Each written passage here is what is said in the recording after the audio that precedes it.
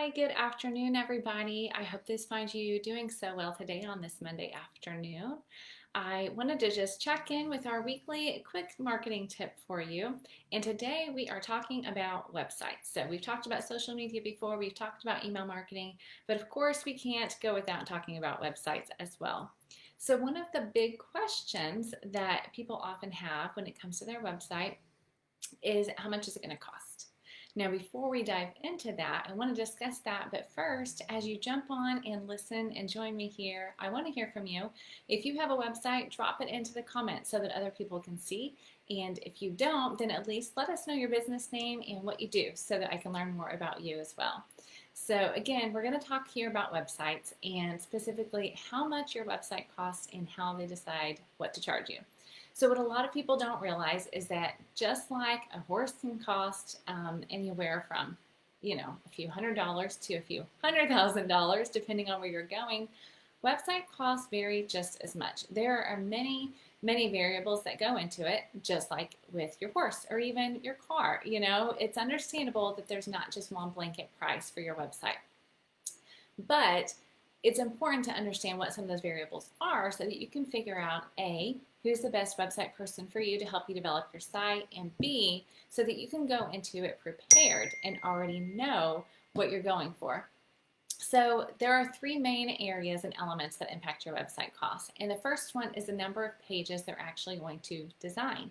So a page on a website, you very well know, would be your homepage, your contact page, your about page, your lessons page. Maybe you have products that you're selling. Well, each of those products most likely are requiring their own page and their own setup. So that's going to be one big factor that's going to impact the cost of your website. So when you go to somebody and ask them to develop your website for you, they're going to ask you, well, how many pages are we talking? Okay, so that's the first big area. Now, the second one is the content. Now, content is literally everything you see on the page. So it's the graphics or the images. Is there a video there? That's your content. The words, believe it or not, the words on the site. So many people undervalue the words that are on your website, and those words actually matter. In the marketing world, we call them copy. So you may know of a copywriter because there's someone who writes the copy for websites or for other things as well. But in our world right now, we're going to talk about websites. So you may have a copywriter, or you may have heard of that. You may be your own copywriter. And if you're going to do that, just let them know ahead of time. And you just need to be prepared because it's a lot more work than a lot of people realize to actually write all the words that go on your website. You have to think through so many things. So again, when you go to someone and say, hey, will you do my website? They're going to want to know, well, who's providing the copy? Who's providing the words? Who's providing the graphics? Am I designing those, or are you giving them to me? So that's another element that's going to impact the cost of your website. Now, the third is customization. And so again, not unsurprisingly, if you want a more customized website, if you want it to be much more unique to you, if there are some features that you need to be done that are not standard for most websites, then that would be considered custom. And if you're wanting a custom website, of course, you're going to pay more. So just be aware of that and know when you're going into it if you're looking for something that's more standard or something that is custom. So your takeaway today, the big thing that you can do to get ready really is to figure out A, who's going to be writing the words that go on your website, and B, I want you to sit down with a pen and paper and figure out the pages that you want on your website. Now, whether this is a website refresh or it's a brand new website from scratch, you need to have an idea of the customer journey as they're on your website. So that'll help you think through the pages. So obviously you have your homepage. What else needs to be linked to from your homepage? What other pages do they need to get to? What's going to be that natural flow? Are they going to learn about your prices? Are they going to want to get in touch and get started? Are they going to need to see your blog? Do you write blogs? Do you have content like that? What if you're on YouTube? Do you have tutorials that you can share and link to? Or are you going to have those embedded on your site? Those are some of the things that you're just going to want to sit and think through before you reach out to somebody to actually do your website for you.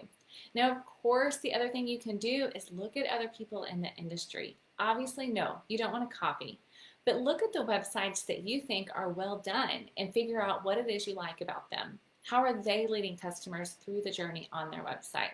Learn from that and then apply it to your own website. So, if you have any other questions about that, I do encourage you to listen to my podcast. This past episode was all about these three elements. I dove into them deeper, and it was how much does a website cost. So you can listen to that at stormlilymarketing.com/7. And I hope you will, and then let me know what you think. And then also, I want to make sure you know, tomorrow I'm going live with my free workshop. And if you have not signed up, I want to see you there. It is how to market your horse business in 2021. We're going to cover 3 powerful ways that you can get prepared and ready for the coming year so that you can market your business well. And I'm also going to tell you about my upcoming course, Marketing 101 for Horse Businesses, and I don't want you to miss out on that. I will be sharing more information about that here on Facebook later, of course, but those that are in the live workshop are going to be the first to hear about it. So if you'll go to stormlilymarketing.com/workshop, then you can get signed up, pick the day and time that's best for you. I do have one tomorrow. I also have one Wednesday, and I have one next Tuesday as well. So if those times and days don't work for you, what I want you to do is go ahead and pick one that you'd be available to listen within a day after, because I'll be sending you a replay link that'll be available for 24 hours afterwards. So again, that's stormlilymarketing.com/workshop. And if you know someone that you think needs to sign up for this, then will you tag them in the comments of this video? So let them know, send them the URL, because we all need to get ready for the coming year. And so this next few weeks is really the prime time to do it. And I've got some great tips for you, some great best-in-class examples to show you on our live workshop. So I look forward to seeing you then. I hope you're having a wonderful day and have a great rest of your week. Bye.